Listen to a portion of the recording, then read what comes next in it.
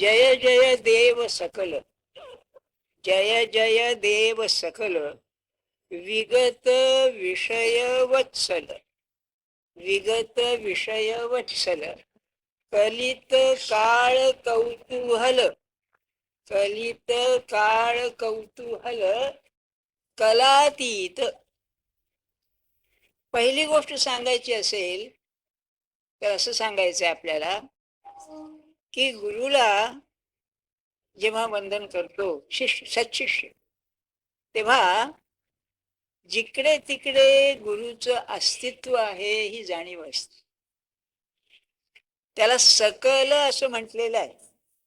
आपण काय समजतो सकल म्हणजे सर्व. सकल हा पूर्णार्थानी आहे. सकल म्हणजे पूर्ण. पूर्ण केव्हा? ज्याच्या पलीकडे काही नाही ते पूर्ण. म्हणजे या विश्वामध्ये आणि विश्वाच्या पलीकडे भगवंताशिवाय दुसरं काही नाही ते सकल. आणि गुरु जर परमेश्वराशी तादात्म्य पावलेला असेल तर या विश्वामध्ये सामावून विश्वाच्या पलीकडे सुद्धा गुरु उरतो. काय हो हे? आपल्याला काय शिकायचंय त्यापासून? की माझ्या जन्माच्या आधी माझा गुरु माझ्या बरोबर होता, माझ्या जन्मामध्ये माझ्या बरोबर आहे, आणि मी मरताना माझ्या बरोबर तो मला घेऊन जाणार आहे. ही परमार्थामध्ये अतिशय महत्वाची गोष्ट आहे. कारण आपण जी माणसं आहोत ना, स्त्री पुरुष, मला तुम्ही खरं सांगा, इतकं आपण ऐकतो, आमच्यासारखे वेडे लोक सांगतात, आपलं अनुसंधान 24 तास टिकतं का? ज्याचं टिकत असेल ना, ते काय तो सत्पुरुष असतो, ते काय त्याची जी सोडी द्या, नाही का? मग हे एका जन्माचं काम ना आपल्याला. बर, काय आड येतो हो? मी आणि परिस्थिती, नाही का? इंग्लिश मध्ये फार सुरेख सांगितलं, the self and it's environment. पर्यावरण म्हणतात ना, परिस्थिती. काय आड येते? परिस्थिती आड येते का? तुम्ही म्हणाल काय येते? परिस्थिती म्हणजे उपाधी. गमतीनं सांगतो आपल्याला, लाईट गेला, उपाधी. लाऊडस्पीकर काम करीत नाही, उपाधी. उपाधी म्हणजे काय? माझ्या असण्याला मर्यादा घालणारं जे दृश्य, त्याला उपाधी म्हणतात. प्रपंचाची उपाधी, चांगली आणि वाईट ठेवली. फुलं बाळ उत्तम आहे, घरदार आहे, त्यात रमला, उपाधी. काही गडबड आहे, मुलगा मुलगी बुद्धिमंद आहे, पैसा नाही, प्रकृती बरी नाही, उपाधी. बर, तेव्हा उपाधी आड येते, माझ्या दुसरं काही आड येत नाही. म्हणजे मी माझाच माझ्या आड येतो. अहो असं कसं म्हणता? अरे व्यसनी माणूस नाही का तो, काय कल्पना आपल्या, आपली काय बायको आड येते, मुलगा आड येतो, काय करतो? त्याला व्यसन पुरवतो की नाही? म्हणजे माझ्या आड मी येतो, बाकी काही येत नाही. आणि ते पाहिल्यानंतर सहज तुम्ही की नाही एक प्रयोग करा, आज किंवा उद्या आपल्या आड म्हणजे विस्मरणाला काय कारण होतं हे लिहून काढा. नुसतं विचार नका करू, काय आड येतो बुवा? माझ्या कल्पना आड येतात का? माझं घरदार आड येतं, माझी माणसं आड येतं, काय आड येतं? तुम्ही पाहाल बाहेरचं काही आड येत नाही, सगळं माझ्या आतलं माझ्या आड येतं. म्हणून परमार्थामध्ये जो आत जातो तो खरा परमार्थी. बाकीचे सगळे काय म्हणायचं, अंगणात उभे आहेत, गर्भागारात कुणी शिरला नाही देवात. बर, बाहेरून तमाशा चाललाय सगळा. म्हणून मी काल आपल्याला परवा सांगितलं, काल नाही परवा, की नवविधा भक्तीमध्ये सुद्धा पहिल्या ज्या 6 भक्ती आहेत त्या सगळ्या बहिरंगाच्या आहेत. दास्यापासून अंतरंग सुरू होतं खरं, आणि ते आत्मनिवेदनामध्ये शेवट होतो त्याचा. बरं, आत जायला पाहिजे. एक रोमन बादशाह होता, मार्कस ऑरेलियस नावाचा. त्याचं की नाही विचार त्याची थोरवी अशी सांगायची, तो संन्यासी पंथाचा होता, रोमन होता, पण ग्रीक संन्यासी पंथ जो होता त्याचा अनुयायी. तेव्हा तो लढाईला जायचा ना, तेव्हा त्यावेळेला दिवसा फक्त लढाई, रात्रीची नाही. पेशवेकालीन सुद्धा लढाई दिवसा. तर लढाई झाल्यानंतर रात्री तो ध्यान धारणा करीत असे आपल्या तंबूमध्ये. आणि त्याची तारीफ अशी, त्याची बायको होती ती बदफैली होती, हे त्याला माहिती होतं. तरी त्यांनी तिला घरात ठेवली होती राजवाड्यात, पण तिच्याशी संबंध ठेवताना तिला उपदेश करायचा. असा विचित्र माणूस. तेव्हा त्याला मेडिटेशन म्हणतात त्या ग्रंथात. त्याने असं म्हटलंय की तुम्ही काय करायला पाहिजे हो समाधान मिळवायला. तर म्हणले रोज स्वतःमध्ये बुडी मारायला शिका. Take a dip into yourself. याचं नाव परमात्मा. आपण नामस्मरण करतो ते सुद्धा इतकं बहिर्मुखपणाने करतो की सगळं लक्ष बाहेरच असतं, नाही का. बघा आपण हे मी सगळं का सांगतोय आपल्याला. अरे गुरुजवळ काय असतं, गुरुजवळ अतिशय अंतर्मुखता असते. आणि ती उपाधी सुटल्याशिवाय नाही. उपाधी सुटणं मनाने, बाहेरून नाही. बाहेरून काय करता. समजा तुम्हाला काही रोग आहे, उपाधी आहे, काय करता, औषध पाणी कराल, याच्यापलीकडे काय कराल. ती उपाधी सुटणार नाही, पण त्याचं चिंतन सुटेल, त्याचा विचार मनातला सुटेल, आणि ती उपाधी आहे खाली. बरं, तेव्हा ईश्वर सकल असेल, पण माझा गुरु मागच्या जन्मी माझ्या बरोबर, या जन्मी आणि पुढच्या जन्मी. सत्पुरुषांना पुढच्या जन्मी नाही, तुम्हा मला. बरं, त्याची जबाबदारी असते. एकदा त्याचा अनुग्रह आपल्याला झाला म्हणजे आपण मुक्त होईपर्यंत जबाबदारी त्याची असते, हे ध्यानात ठेवा. आणि आपला जो मोक्षदाता गुरु आहे तिकडे पाठवण्याची जबाबदारी त्याच्यावर असते. एक उदाहरण सांगतो उत्तम आपल्याला. आपल्याकडे एक ग्रस्त येतात, ते स्वरूपानंदांचे शिष्य आहेत. ते दर गुरुवारी नाही, मंगळवारी इथे येतात मालाडला. इथे एक ग्रस्त आहेत, त्यांच्याकडे ते 8-10 लोक जमतात स्वरूपानंदांचे, आणि भजन बिजन करतात, त्यांचे काही ग्रंथ वाचतात, म्हणून त्यांचा एक प्रकारे ग्रुप आहे तो. तेव्हा त्यांना मी विचारलं की तुम्हाला जेव्हा अनुग्रह झाला तेव्हा स्वामी काय म्हणाले. ऐकण्यासारखं आहे फार. तर ते म्हणाले की रामकृष्णांचं एक पुस्तक होतं, ते काढा म्हणाले. बरं का, गॉस्पेल ऑफ रामकृष्ण काढा म्हणाले, वाचा म्हणाले पुस्तक होतं. त्याने वाचलं त्यात. तर त्याने त्यात असं निघालं किंवा पुष्कळ लोक गुरुचा अनुग्रह घेतात, पण म्हणले श्रद्धा ठेवीत नाहीत म्हणून काम होत नाही, असं ते निघालं त्यामध्ये.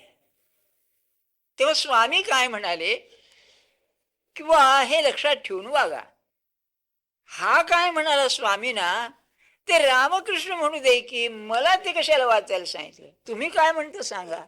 बरं का, तो म्हणालाच आम्ही मूर्खासारखं वागलो. म्हणाले बा तुम्ही काहीतरी सांगा. ते काय म्हणाले, पूर्वजन्मीची आठवण आहे, म्हणजे त्यांच्या पूर्वजन्मामध्ये रामकृष्णांच्या जवळ होते, हा त्याचा अर्थ. आणि या जन्मामध्ये त्यांचे जे गुरु होते त्यांच्याकडे त्याने पोचवलं. बरं, हे असं गुंतागुंतीचं शास्त्र आहे.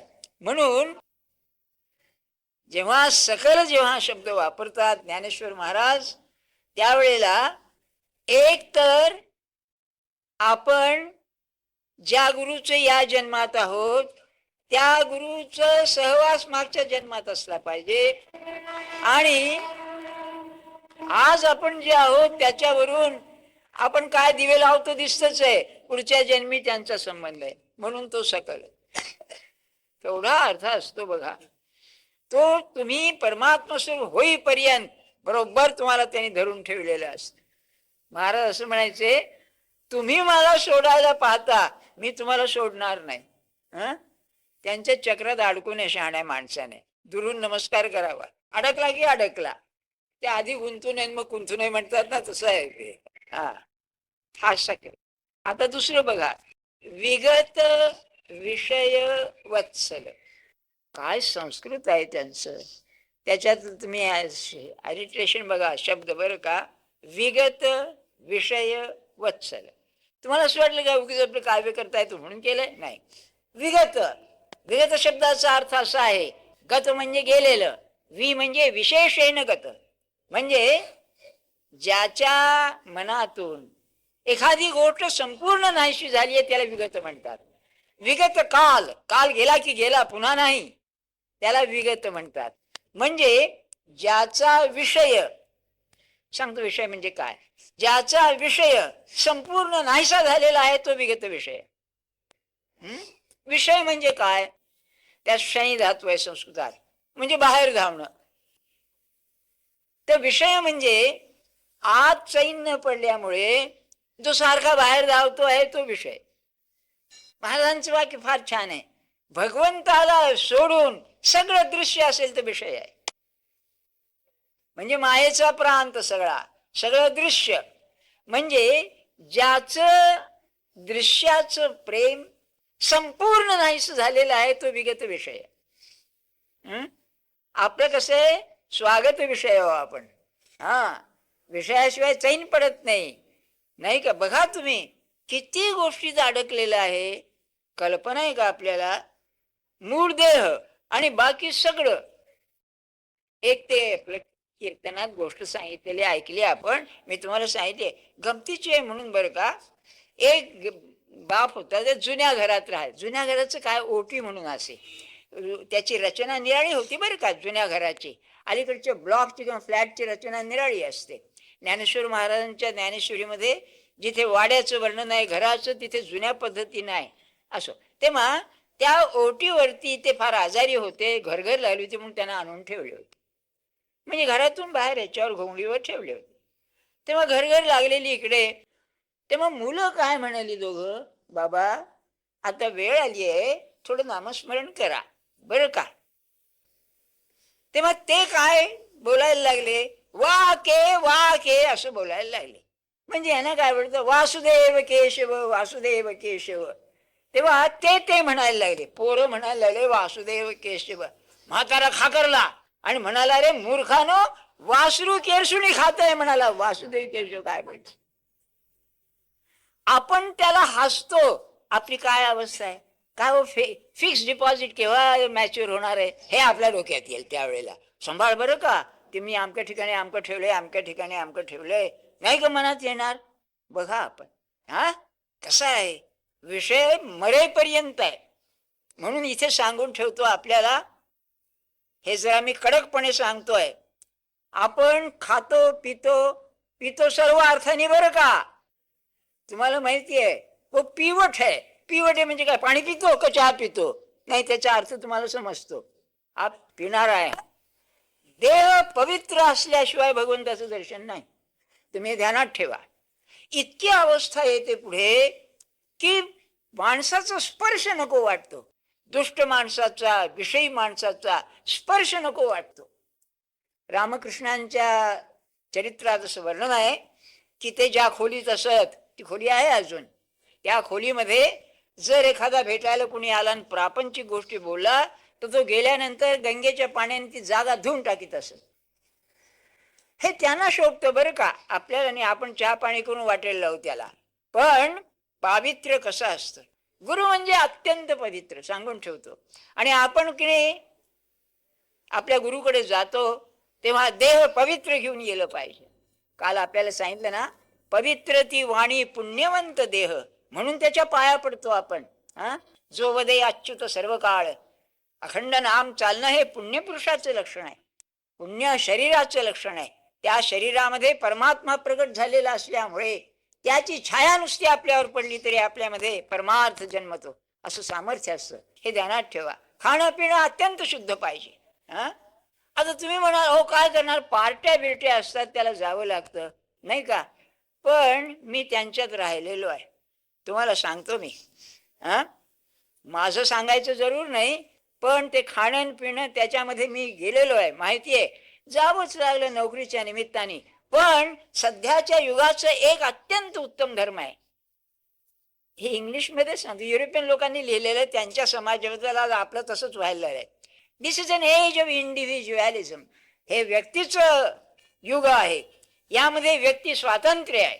तुम्ही काय करावं हे कोणी तुम्हाला सांगू शकत नाही. समाज सुद्धा तुम्हाला आवरत नाही. तुम्ही पाहता ना, कपडे घालणं, आता ह्या मुली किने पुरुषाचे कपडे घालून जातात नाही का, कोण त्यांना अडवतंय? चांगलं आणि वाईट नाही, मी तुम्हाला परिस्थिती सांगतोय, गंमत सांगतोय. इथे काशीकर म्हणून एक ग्रस्त होते म्हातारे, ते की नाही रोज भजनाला यायचे.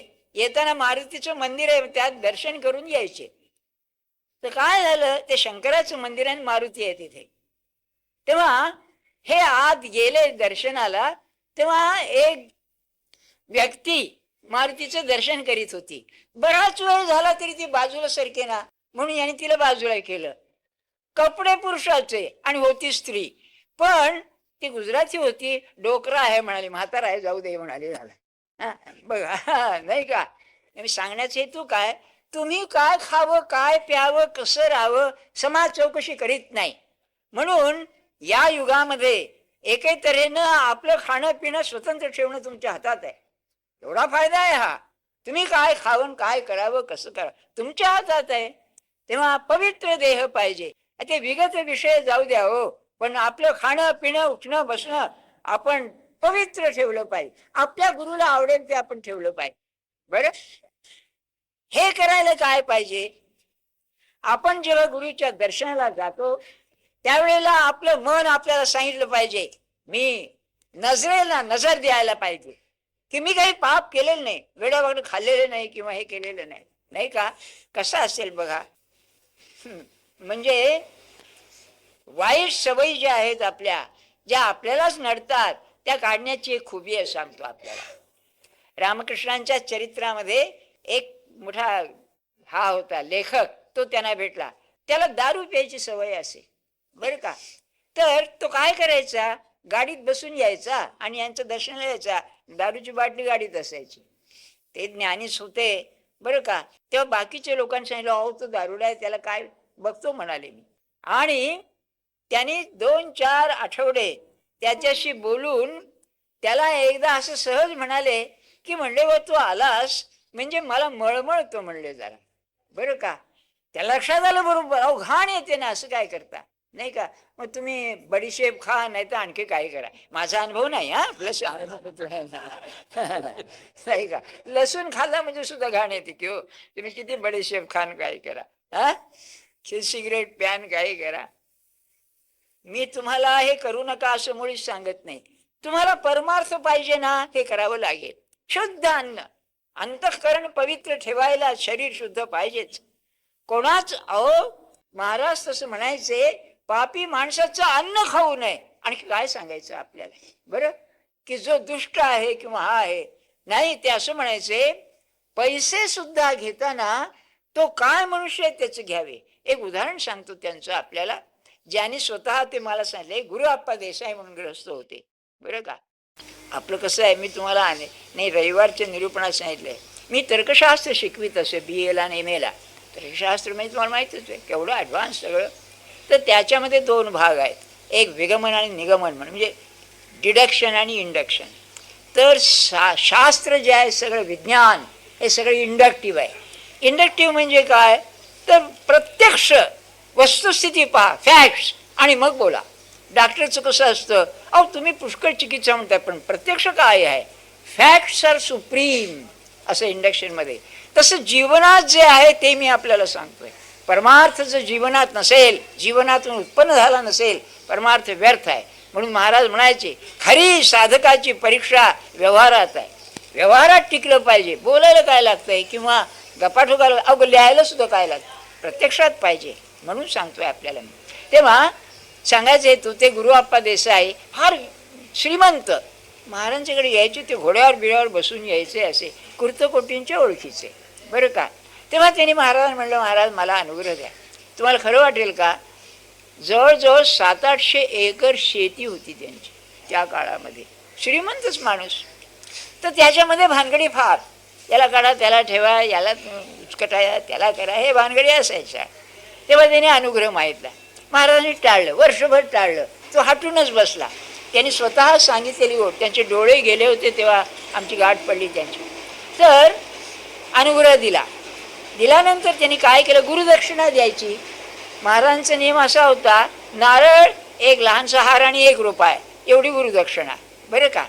त्यांची जास्त नसे गुरुदक्षिणा. तेव्हा त्यांनी काय केलं, चांदीचं ताट, त्याच्यामध्ये 1000 रुपये आणि त्याच्यावर तुळशीपत्र आणि ती गुरुदक्षिणा म्हणून पुढे केली. तर महाराज म्हणले नको म्हणले मला, बरं का. मिळाली म्हणले मला नको, बरं का. तो इतका हट्टाने बसला की घ्या घ्या, कसं अमकं करा तमकं करा. जसं तुम्ही बायका मेलेलं झुरळ उचलाल ना, बायकांचा मुद्दा म्हणतो, मेलेलं झुरळ बरं का, जसं उचलाल कसं उचलायला लागते नाईलाज म्हणून, तसा महाराजांनी 1 रुपया त्यातला घेतला. नको म्हणले, तुम्हाला मी दान देतो, घ्या म्हणले पुन्हा. तो रुपया काय केला, तर एक अतिशय गरीब बाई होती, तिला त्या रुपयाचं धान्य आणून दिलं, जाऊ दे म्हणून. तेव्हा एक ग्रस्त होते भाऊसाहेब म्हणून, हे भाऊसाहेब नव्हे निराळे, त्यांनी विचारलं की महाराज हा 1 रुपया सुद्धा तुम्ही का ठेवला नाहीत. तर महाराज म्हणाले तोही घ्यायचा नाही खरा, पण नाईलाज म्हणून घ्यावा लागला. तेव्हा म्हणाले जो मनुष्य तुम्हाला पैसा देतो त्याबरोबर त्याची वासना येते. हे असतं ना, 1 रुपया देऊन 1000 लाख रुपये घ्यायचे, त्यांना पसंत नाही. ते काय म्हणायचे, किती छान आहे बघा परमार्थाच्या दृष्टीने. तुम्ही लॉटरी घ्या, काही करा, महाराष्ट्र गव्हर्नमेंटची असती की लॉटरी, नाही का, दरवेळेला. तेव्हा महाराज काय म्हणाले, प्रत्येकजण 1 रुपया देतो आणि 100 रुपये येतात, म्हणजे 99 रुपये दुसऱ्याचे. तर महाराज म्हणाले जे 99 रुपये तुम्हाला येतात, ते ज्यांचे येतात त्या प्रत्येकाची वासना असते 100 रुपये मिळावे म्हणून, म्हणजे ते सगळ्या वासना तुमच्याकडे येतात. तुम्ही म्हणाला असं जगायचं कसं हो, असं जर असलं तर, नाही का.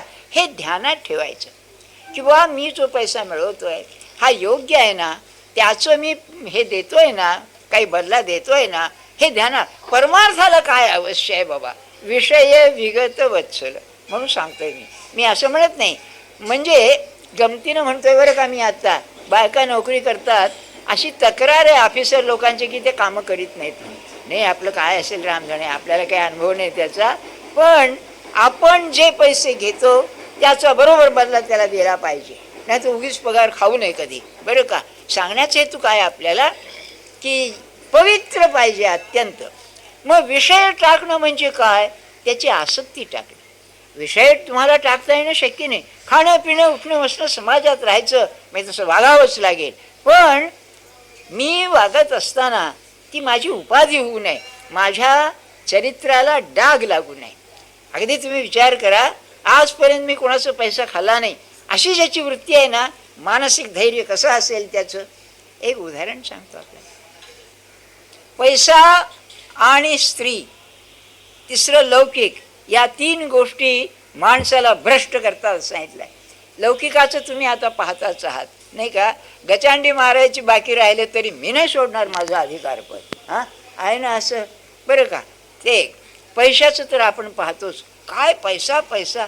वर्तमानपत्र उघडा, कोट्यवधी रुपये इकडे गेले तिकडे गेले. मी असं ऐकतोय, पेपरमध्येच होतं की तो मध्य प्रदेशचा हा जो आहे पंतप्रधान, त्याच्यामध्ये कोट्यवधी रुपये माणसांनी खाल्लं, बरं का.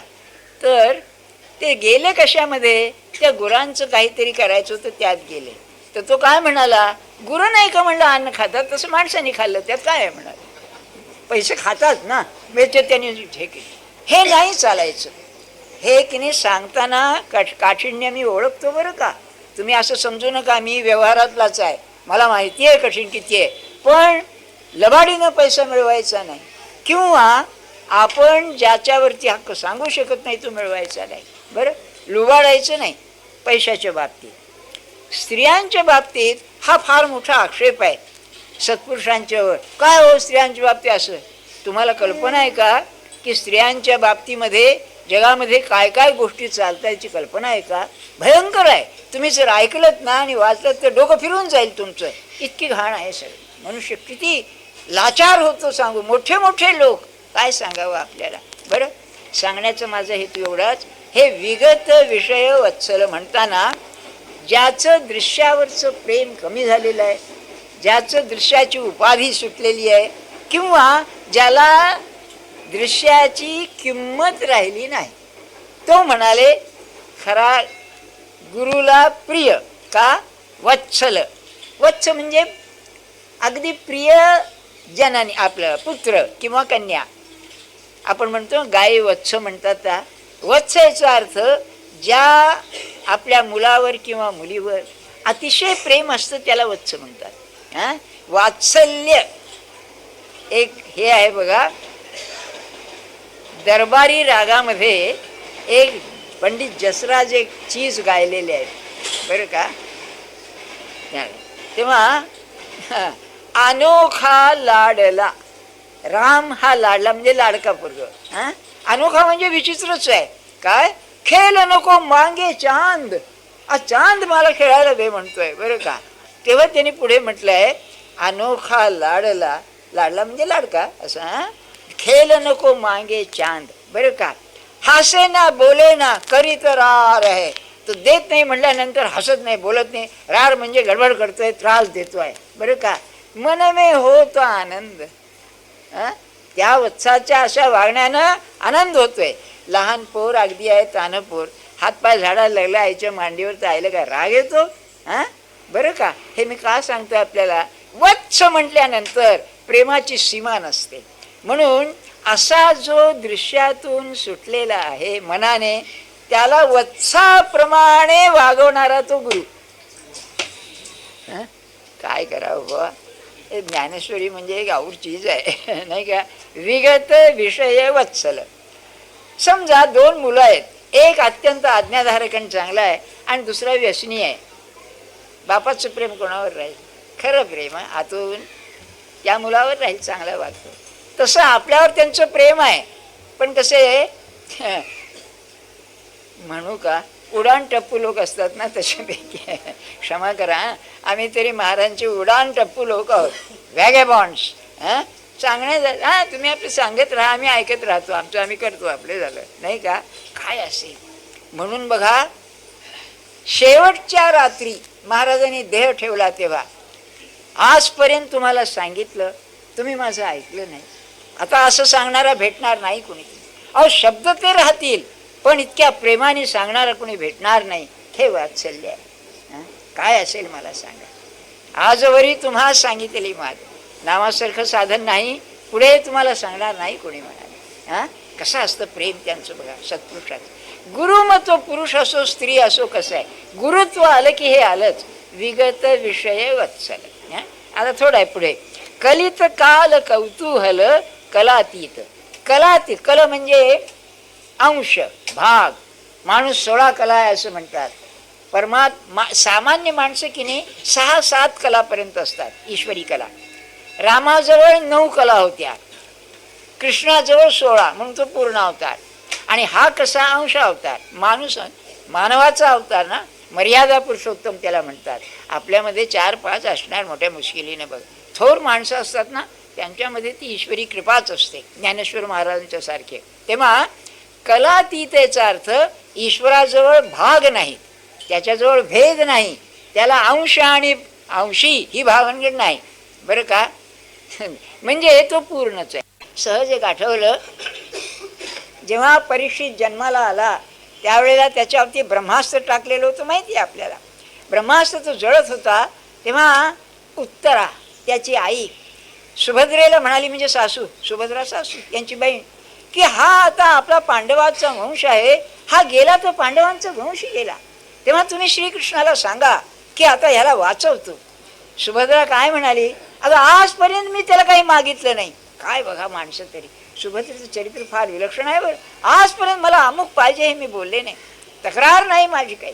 तू म्हणतेस तुझ्याकरता मी मागते. तेव्हा भगवंताला तिने सांगितलं, कृष्णा हा असा प्रसंग आहे, तू बघ काय करतो. तेव्हा कृष्णाने प्रतिज्ञा केली आहे, काय आजपर्यंत मी खोटं बोललो नाही, आजपर्यंत मी काही पाप केलं नाही, आजपर्यंत मी विपरीत वागलो नाही, आज त्याच्यातून मुक्त होऊ दे. आणि तो झाला म्हणतात. हे पूर्ण अवताराचं लक्षण आहे. तेव्हा कलातीतेचा अर्थ असा की ज्याच्यामध्ये कमीपणा नाहीच, कोणत्याही अंगाने पहा जो पूर्ण आहे तो. कलित काल कौतूहल. कलित म्हणजे नाश करणारा, कालाची इच्छा, कौतूहलाचा कुतूहल नव्हे, इच्छा. कालाची इच्छा जी आहे, काल नवल जो वागतो म्हणजे चमत्कार करतो काहीतरी, त्याचा नाश करणारा. लक्षात ठेवा, तुम्हा आम्हाला आयुष्यात शेवटपर्यंत काय प्रसंग येईल याचा नेम नाही बरं. काय माणसं मरतील, काय आपल्याला रोग होईल, काय अहो चांगल्या चांगल्या माणसांना जर अर्धांग झाला काय परिस्थिती येते. सध्याच्या यंत्रयुगामध्ये जर ॲक्सिडेंट झाला काय परिस्थिती, हात पाय तुटतो काय परिस्थिती आहे. आपल्या समोर आपली मुलं बाळं जातात किंवा नवरा बायको जातात, काय दैना होते माणसाची. लक्षात ठेवा बरं, हे हा जीवन आहे. काय परिस्थिती येईल कोणास ठाऊक पुढे. दारिद्र्य आलं, एखादा समजा ते अंजायना काय म्हणतात ते हार्टचं ऑपरेशन लाख लाख रुपये पडतात. जीवनाची चिकाटी इतकी असते, कुठेतरी करून बा ऑपरेशन करा, येऊ दे की असं म्हणत नाही आपण.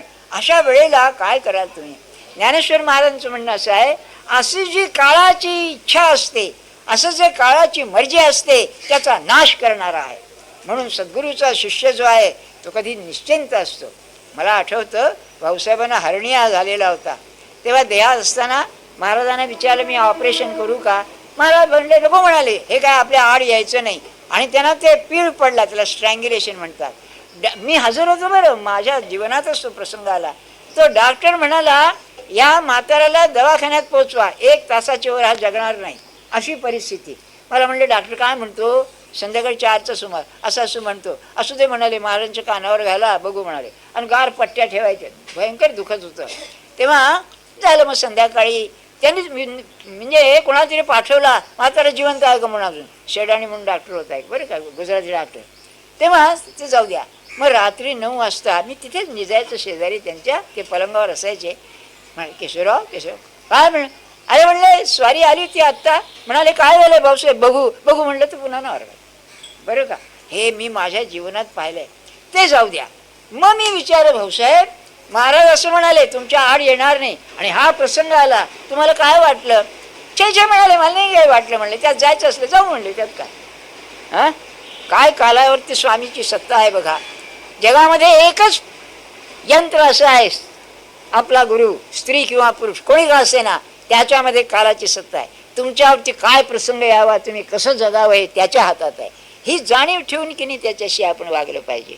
म्हणून आजच्या याचं हे जो प्रसंगी येईल तुम्हाला मी सोडणार नाही, बाकीचं काही का होईना, तुम्हाला धरून ठेवल्यानंतर काल काय करतोय म्हणा. हां हे ज्ञानेश्वर महाराजांना सांगायचं आहे. ही निष्ठा उत्पन्न व्हावी म्हणून काय शिकायचं, तक्रार करायची नाही. काही जरी प्रसंग आला, बरोबर आहे तू करतोस ते बरोबर आहे, तुझ्या नजरेखाली होऊ दे. मला मरायचं असलं तू हजर राहा, तुझ्या मांडीवर मरून येऊ दे, काही का होईना. मग हे ज्याने समजलं ना त्याला गुरुची खरी तारीफ आहे. तर पुढची उभी आहे उद्या सांगते.